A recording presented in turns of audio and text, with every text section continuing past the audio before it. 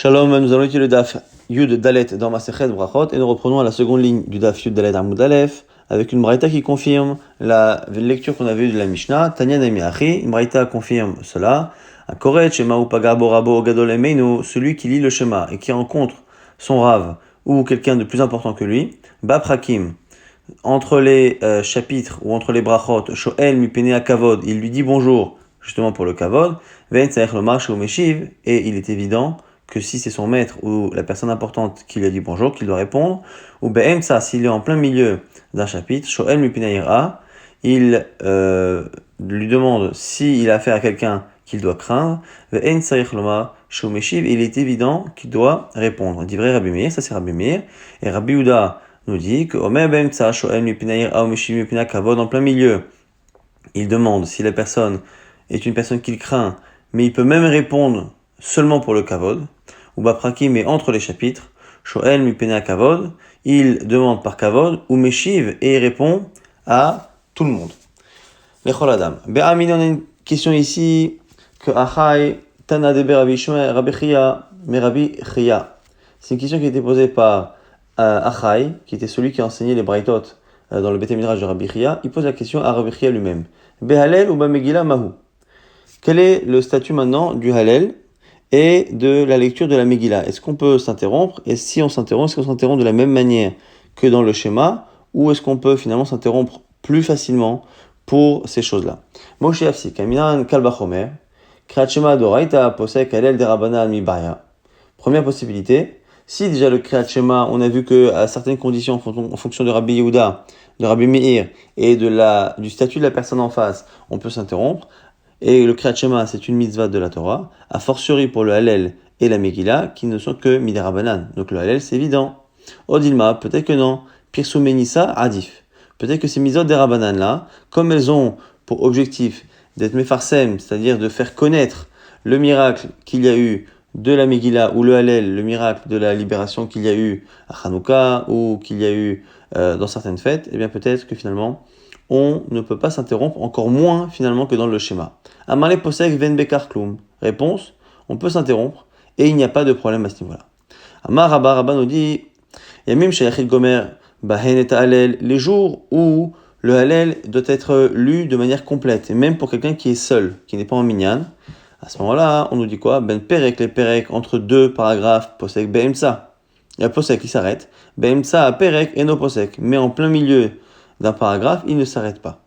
Par contre, les jours où on ne doit pas terminer le Hallel, à ce moment-là, à Filoubaimsa, à Perek, Posek, il peut s'arrêter même en plein milieu d'un chapitre. Donc ici, Rabban nous fait une distinction entre les jours où on dit le Hallel complet et le jour où on dit simplement le Hallel dans lequel on enlève une partie des textes. La Gemara dit à Rav Bar Sheva, il clare les gabés des Ravina. Un jour, il a rencontré Ravina, mais Mim She'en Ayechid Gomer et Hallel, et c'était un jour où on faisait le Hallel petit, condensé, vélo pas cyclé, et il ne s'est pas arrêté devant Rav Bar Sheva, qui est venu voir. L'Agma nous répond, Shane Rav Bar Sheva, Delo Chashiv Ale des Ravina, parce qu'en fait, ce Rav Bar Sheva n'était pas quelqu'un qui nécessitait un kavod, du point de vue en tout cas, de Ravina. Donc on voit ici que ce qu'on a dit là-haut, qu'on s'arrête à n'importe quel moment, si c'est un jour de Hallel condensé, ou qu'on s'arrête qu'entre les chapitres, tout cela c'est mipné à kavod.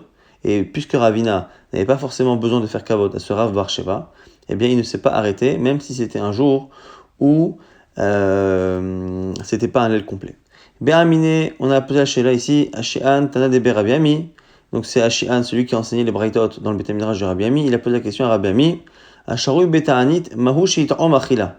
Celui qui se retrouve en train de faire un jeûne, il a pris sur lui un jeûne, et on se pose la question si le jeûne inclut une consommation, ou le jeûne inclut même l'interdiction de goûter un mets. Est-ce que finalement l'interdit qu'il a pris sur lui ne concernait que la consommation, donc d'un aliment solide ou liquide, mais pas le fait de goûter?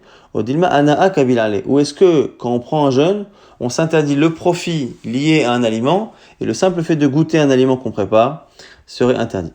Ve'aïka, et à ce moment-là, il y a un interdit. Amale, to'en ben bekar klum, réponse ici de Rabbi Ami, on peut goûter et il n'y a aucun problème. Tanyana miachi, une braïta confirme. Mit'aimat eina te'una bracha, le fait de goûter ne nécessite pas de bracha. Ve'asharu beta'anit, et celui qui est en train de jeûner, to'em, peut goûter. Ve'en bekar kloum, donc tant au niveau de la bracha qu'au niveau de l'interdit du jeûne, on nous dit ici dans une braïta que finalement le fait de goûter un aliment ne rentre pas dans ce qu'on appelle une consommation. Rabbi Ami ve Rabbi Assi, ta'ame ad shi'ur reverita, et la Gemara nous dit qu'effectivement Rabbi Ami ve Rabbi Assi avait l'habitude de goûter jusqu'à la quantité de 1 révérit. Plus que cela, par contre, il faudrait faire une bracha et il faudrait s'interdire un jour de jeûne. Amarav, Rav nous dit Kol anoten shalom lechavero kodem sheitpalel, tout celui qui dit bonjour à son prochain avant de faire la prière, keilu asa obama, c'est comme s'il avait fait de cette personne à qui il dit bonjour, donc à qui il donne d'une certaine manière la primeur par rapport à Kadosh Baruch Hu, c'est comme s'il en avait fait ce qu'on appelle une bama. Bama, c'est les endroits où on fait des sacrifices, mais que la Torah a interdit à partir du moment où on a un Beth Amikdash, donc un endroit qui centralise toutes les avodot et tous les services et tous les korbanot pour Hachem au Beth Amikdash, il y a un interdit de faire ce que l'on faisait avant, c'est-à-dire que chacun, là où il voulait, chez lui à la maison, faisait une bama pour faire un korban, et à partir du moment où c'est interdit, d'une certaine manière, c'est une désobéissance de faire une bama, même pour Hachem, en dehors du Beth Amikdash, et donc c'est une désobéissance, c'est une manière finalement de croire en quelque chose d'autre que lui. Shnemar, Chiddelu lachem min Adam, Hashem neshama be'apo, kivama nershav hu. Donc ici, on lit le verset de cette manière. Chiddelu lachem min Adam, écartez-vous finalement de l'homme, Hashem neshama be'apo, qui a une âme, kivama nershav hu. Parce que sinon, un homme, il faut s'en écarter parce qu'il peut être considéré comme une bama. Et ici, on l'interprète comme étant l'idée que le matin, avant d'avoir fait la prière, il faut s'écarter des gens, c'est-à-dire ne pas leur dire bonjour, pour éviter qu'ils soient considérés comme une bama. Atikre bama, et elle a bama. En fait, en réalité, dans le texte, au départ, c'est marqué bamé nershav, et nous, on le lit comme étant bama. Donc, ne lis pas bamé nershav. En réalité, le texte veut dire bamé nershavu. C'est quelle est son importance. Mais on le lit bama comme étant une allusion à donc un endroit où on ferait un sacrifice, un autel, qui ne serait pas accepté et demandé par Hachem. Ou Shmuel Amar, bamé chashav tolazé. Shmuel interprète différemment. En quoi tu le considères cet homme-là? Pourquoi tu considères cet homme-là Vélo l'Eloka et pas à Kadosh Baruch Hu? Donc c'est deux manières finalement d'expliquer comment on déduit de ce verset que finalement le fait de dire bonjour à quelqu'un est interdit tant qu'on n'a pas fait la tfila. Metiv Rav Sheshet objecte. Baprakim shoel mipne akavod. Quand on est entre deux chapitres, on demande mipne akavod, par kavod pour quelqu'un, ou meshiv, et on répond. Targema Ravacha, Mamashkim l'épitro. On répond ici que c'est celui qui est Mashkim l'épitro. Pourquoi? Quelle est ici la kushia? C'est qu'on a vu que, à l'instant dans une braïta, on a dit qu'on n'a pas le droit de dire bonjour avant d'avoir fait la tfila. Or, on a vu, nous dans les Mishnayot et dans les braïtot, que dans la lecture du schéma, en fonction du moment où on se situe et en fonction de la personne que l'on a en face, on peut répondre, on peut parfois même devancer. Et donc, si on dit bonjour à la personne, ou qu'on répond bonjour à la personne dans le schéma Israël, ça veut dire qu'on n'a pas encore fait la tfila. Or, on a dit qu'on n'avait pas le droit de dire bonjour à quelqu'un avant la tfila. Réponse de Rabbi Abba, quand on a dit que c'était interdit, c'est bien Mashkim le pitro. C'est celui qui se déplace et qui va jusqu'à aller chez la personne pour lui dire bonjour. Ça, c'est considéré comme étant une bama. Mais par contre, si la personne vient à nous pendant que l'on fait la prière ou avant qu'on ait fait la prière, on peut répondre ou même lui dire bonjour en premier en fonction, encore une fois, de là où on se situe dans la prière et de l'importance de la personne qu'il y a en face. Rashi ne tient pas toutes les lignes qui sont ici marquées dans les parenthèses, donc on va les sauter parce qu'elles sont dans tous les cas incluses par ce qui est dit par la suite. Amar Ravidi bar Avin, Amar Rabbi Yitzhak bar Ashian. Asur lo ladam lasot chafatzav kodem sheitpalel. Il est interdit pour un homme de faire ce qu'il a envie de faire, d'aller à ses occupations avant d'avoir fait la prière. Quand c'est marqué tzedek lefanav yaler, yasem la derech pe'amav. Tzedek lefanav yaler, on dit que justement il doit faire en sorte d'aller dans le tzedek, yasem la derech lefanav. Yasem la derech pe'amav, on dit que d'abord il doit donc se comporter avec tzedek et après seulement yasem la derech pe'amav, il doit aller en chemin pour faire ce qui est bien pour lui. Amaravidi baravin, amarabi Yitzhak ba'ashian, kol amitpalel v'chaka yotze la derech hakadosh baruch hu oselo chafatzav. Ça c'était le côté interdit et on a lu le verset de cette manière. Maintenant, on nous dit que celui qui prie et qui après va en chemin, il réussit. Et on relit le verset Tzedek lefanav ya'aler. Si justement il va avec tzedek, avec justice, c'est-à-dire qu'il fait d'abord la tfila, eh bien, v'yasem la derer pe'amav, eh bien, ses chemins personnels après seront en réussite. Donc on a vu qu'il est non seulement interdit, mais qu'en plus, le fait de respecter cet interdit permet à la personne d'avoir une réussite dans ses occupations personnelles. Amar Rabbi Yona, Amar Rabbi Zera. Kol alan shir atamim belo chalom nikrara. On dit au nom de Rabbi Zera, tout celui qui dort pendant 7 jours et qui ne fait pas de rêve, eh bien, nikrara, c'est que c'est quelqu'un de mauvais. Pourquoi ? C'est un verset là-bas qui est marqué Savé Ayalin. Celui qui s'allonge, Savéa, alors au sens propre, Savéa, c'est quelqu'un qui est rassasié. Balipaked ra, et normalement le verset, ça veut dire qu'il ne lui arrivera rien de mal. Mais on lit le verset différemment. On ne lit pas Savéa, quelqu'un de rassasié, mais Sheva, 7, et donc c'est 7 jours. Et au lieu de mettre la virgule après Yalin, on la met après Balipaked. Et donc, Altikre Savea, la Sheva ne lit pas rassasié, mais Sheva 7. Et on lit ainsi Sheva Yalin Balipaked, celui qui dort 7 jours, Balipaked, sans qu'on se souvienne de lui, c'est-à-dire sans qu'on lui envoie un rêve, virgule, il est appelé Ra. Ça, c'est la première explication. Et on dit que non. Il faut relire Savea au sens rassasié. Mais rassasié de quoi ? D'études de Torah. Et qu'il le fait avant de dormir. Donc, celui qui se rassasie de livret Torah. Velan, et qui s'allonge, donc qui dort le soir en ayant étudié avant de dormir. On ne lui annonce pas de mauvaises nouvelles et donc de mauvais rêves. Chez Nema, et comme ça il faut le lire. Savea Yalin. S'il s'allonge rassasié de Torah, virgule, Balipakedra, il n'aura pas de mauvaises nouvelles qui arriveront. El ou en ben aprakim, on avait vu dans la Mishnah que ce qu'on appelait ben aprakim, c'était entre les brachot, et après on a vu, est-ce que entre la fin de la troisième paracha du Shema et le Emet, est-ce qu'on a le droit de s'interrompre? Selon Tanakama, oui. Selon Rabbi Yehuda, non. Amar Rabbi Abba, Amar Rabbi Yochanan, alakha ki Rabbi Yehuda. Alakha comme Rabbi Yehuda dans la Mishnah, de Amar ben Elokechem le Emet, veyatziv le yafsik, qu'il ne faut pas s'interrompre entre la fin du Shema, Ani Hashem Elokechem, Asher hozeti etrem me'eretz Misraim, liot lachem Elokim, Ani Hashem Elokechem. Et il faut tout de suite enchaîner sur Emet et la suite Veyatziv. Amar Rabbi Abahu, Amar Rabbi Yochanan, Maïta Ama, quelle est la raison de Rabbi Yehuda qui dit qu'il ne faut pas s'interrompre? Dirtiv, c'est à cause d'un verset dans Yirmiyahu qui dit là-bas Vashem Elokim Emet. Le Hashem Elokim, donc Hashem c'est Yud Ke Vav Ke, c'est le tétragramme qui représente la miséricorde. Elokim, c'est celui qui représente finalement d'une certaine manière le din. Eh bien, ces deux-là, Emet, c'est Emet. Et donc, on est en train d'expliquer que finalement, la notion de Hashem Elokim doit être suivie de cette notion-là de Emet. Et donc, c'est pour ça qu'on enchaîne tout de suite sur Emet Veyatziv. Maintenant, la Gemara nous dit Choser ve'omer Emet, o eno Choser ve'omer Emet. La question est, est-ce que, une fois qu'on a dit Hashem Lokechem Emet, est-ce qu'on reprend Emet Veyatziv? Ou est-ce qu'on dit Veyatziv? Amar Rabbi Abahu, Amar Rabbi Yochanan, Choser ve'omer. Selon Rabbi Yochanan, on refait. Amar Rabba, et Rabba Amar plutôt, eno Choser ve'omer. Selon Rabba, on ne recommence pas. Aodenachik Kameh de Rabba, un jour il y a un Shaliach Tzibour qui a fait la tfila devant Rabba. Shama'e Rabba de Amar Emet, Emet.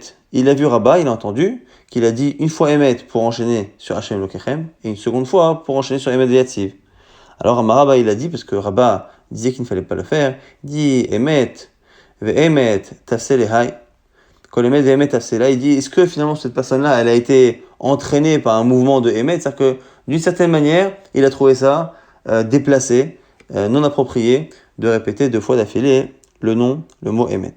Amar Rabbi Yosef, Kama Ma'alia Hash Ma'atata. Rabbi Yosef va annoncer une halakha et il dit regardez comme elle est belle cette halakha, d'Echriata Rav Shmuel Bar Yehuda. Car un jour, Rav Shmuel Bar Yehuda a dit Amri Bemara va qu'en Israël, à Arvit le soir, il ne lisait pas la paracha de Vayomer en entier. Il disait Vayomer Hashem Moshe Lemor, Daber el Ben Israël ve Amarta lehem, parle au Ben Israël et tu leur diras. Et au lieu de dire Ve'asulam Tzitzit ve'choule, Daber Ben Israël ve Amarta lehem, et tout de suite on conclut sur la fin Ani Hashem Elokechem Emet. Alors Amarle Abaye lui dit un problème. Mai me'alyuta.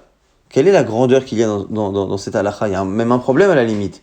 Ve'amar Rav kana amar Rav. Rav a dit Lo yatril. Lui, Rav pensait que le soir, on n'a pas besoin de lire la paracha de Vayomer. Mais par contre, imitril, s'il a commencé, Gomer, il faut la terminer, on ne peut pas couper comme ça le texte. Et si tu voulais me dire que peut-être que quand Rav a dit que quand on commence la paracha, il faut ne pas l'interrompre, c'est peut-être quand on commence la paracha, c'est-à-dire vraiment le cœur même du texte.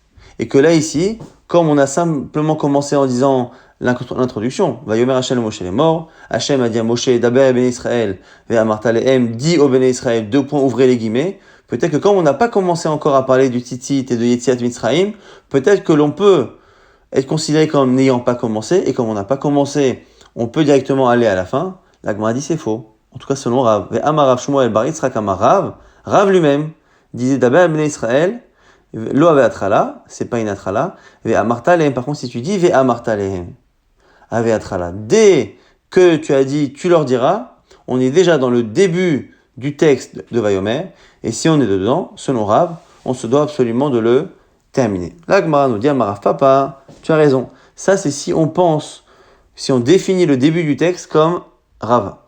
Mais Rav Papa nous dit qu'Asabre Rava, ve'amarta lehem nami lo ave atrala. En Israël, on considère que Ve'amarta lehem, c'était pas encore le début.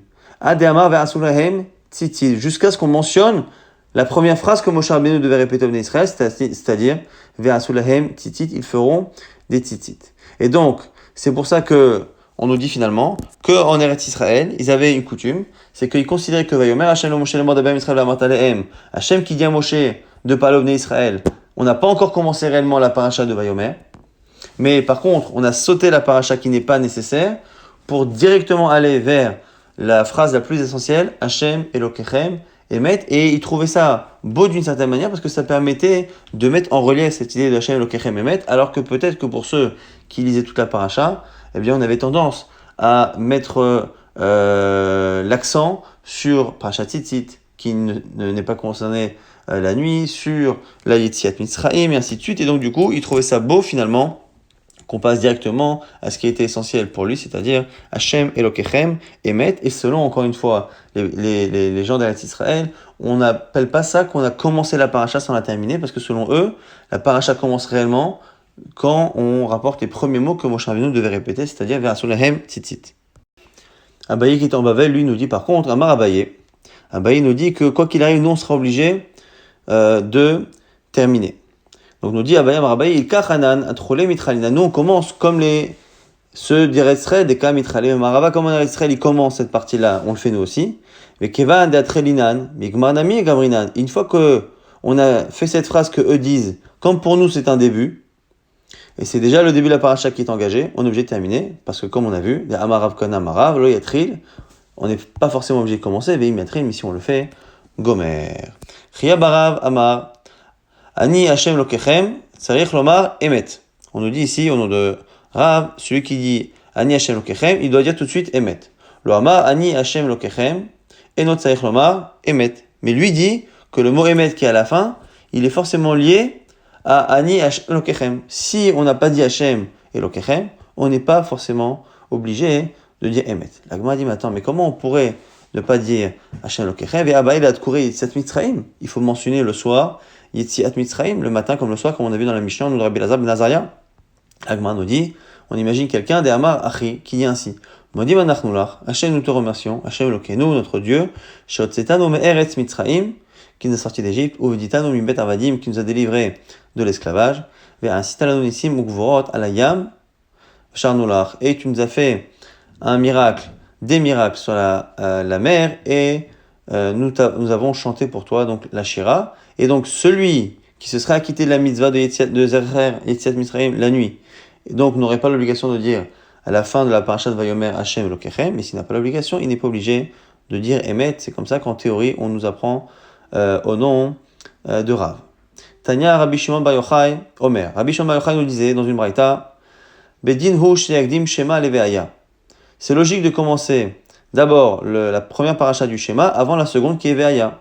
Pourquoi? Chez Zelilmod, Veze Lelamed. Car la première parle de l'étude de la Torah, la deuxième nous parle de l'enseignement. Et Veaya im shamoa le Vayomer. Et pourquoi la deuxième doit précéder la troisième de Vayomer?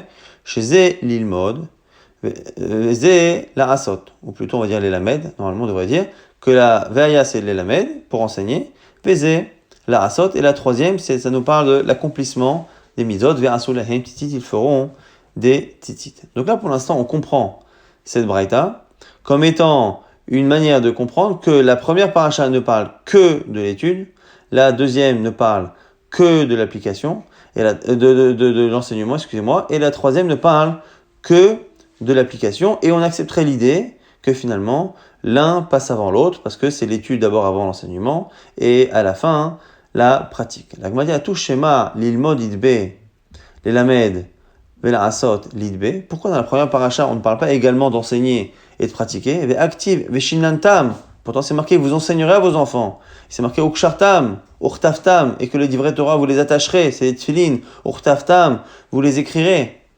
Vetu, ve'ayim shamoa, les lamed hu de idbe, ve'la asot, l'idbe. Et quoi, la deuxième paracha ve'aya, quand tu dis qu'on parle d'enseignement, ça sous-entend qu'il n'y a pas également ce qu'il y a dans la troisième, c'est-à-dire le fait de pratiquer. Mais active ukshartam, urtaftam, là-bas aussi c'est marqué qu'il faudra attacher les divrei Torah, c'est-à-dire les tfilin, et écrire, là aussi c'est les tfilin et les divrei Torah. Et là, achika amar, donc on comprend différemment.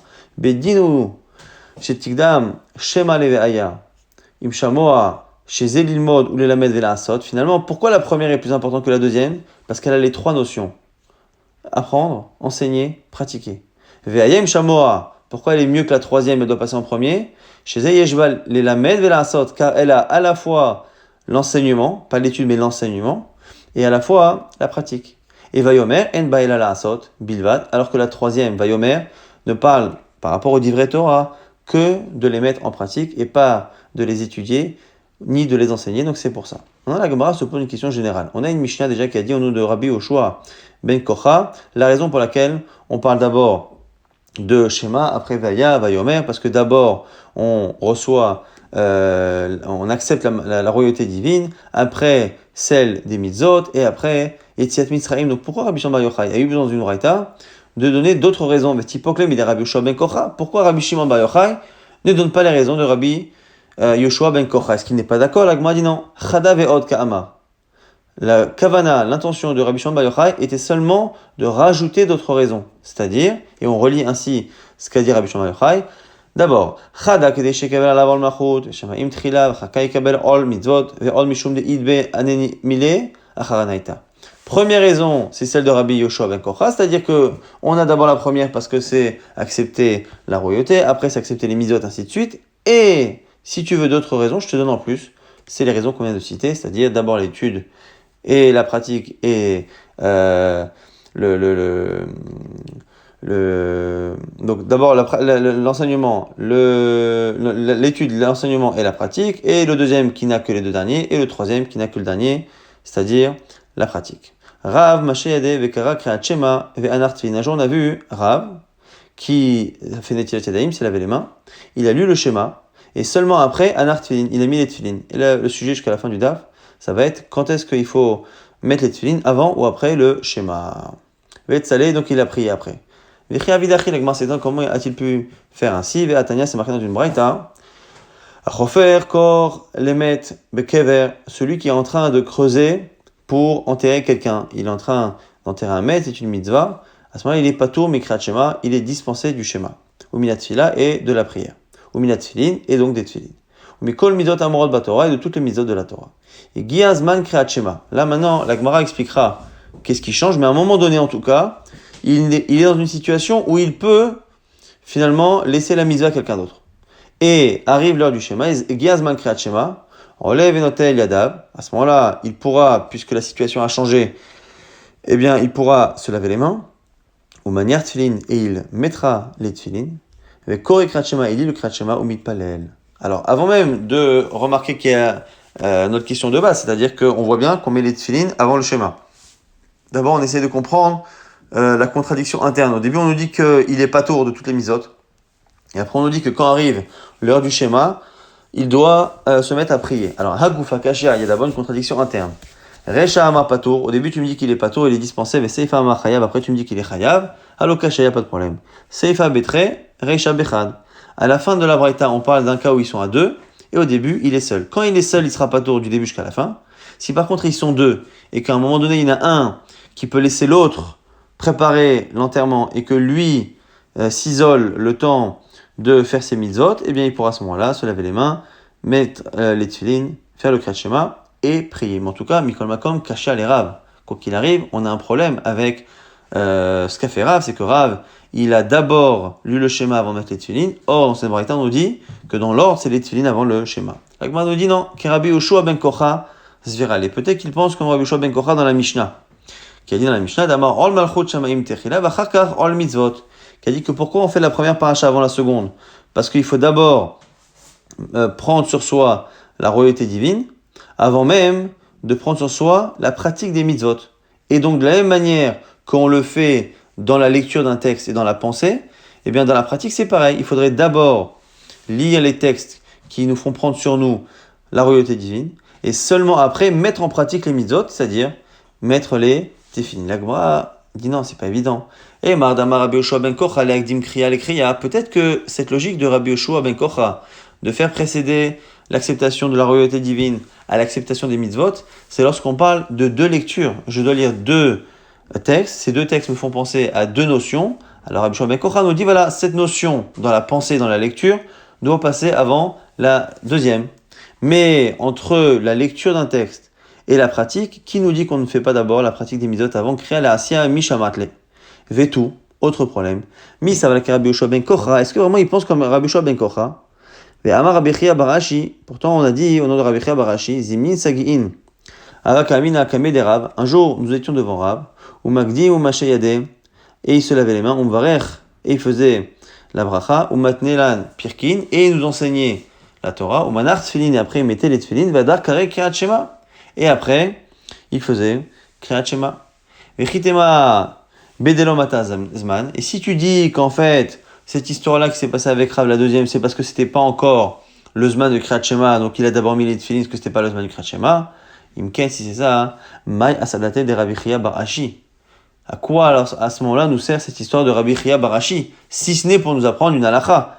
Mais pourquoi il nous apprendrait une histoire qui finalement ne correspond pas au comportement qu'il faut suivre, parce qu'on est dans une situation toute particulière? La Gemara nous dit, il a pouqué, mimande ama, les Mishnah en tsaïr levarer. La Gemara nous dit non, peut-être que l'essentiel de ce qu'a dit Rabbi Chia Barashi était pour nous apprendre que lorsque quelqu'un enseigne la Mishnah, étudie la Mishnah, il n'a pas besoin de faire les Kriyat Shema. On voit ici que les brachot à Torah, on voit que si, il doit faire Birkot à Torah, parce que c'est marqué Mashayade, il faisait Netila, ou Mvarech, il faisait la bracha de Birkat à Torah, et après il enseignait la Mishnah. On a vu qu'il y en avait des avis qui pensaient que pour la Mishnah il n'y a pas besoin, Kamash Malan, que oui. Derrière les Mishnah tzarech levarech. Mais comme Makom Kashia les Rav, la Gemara a dit Shtuchahu de Avit.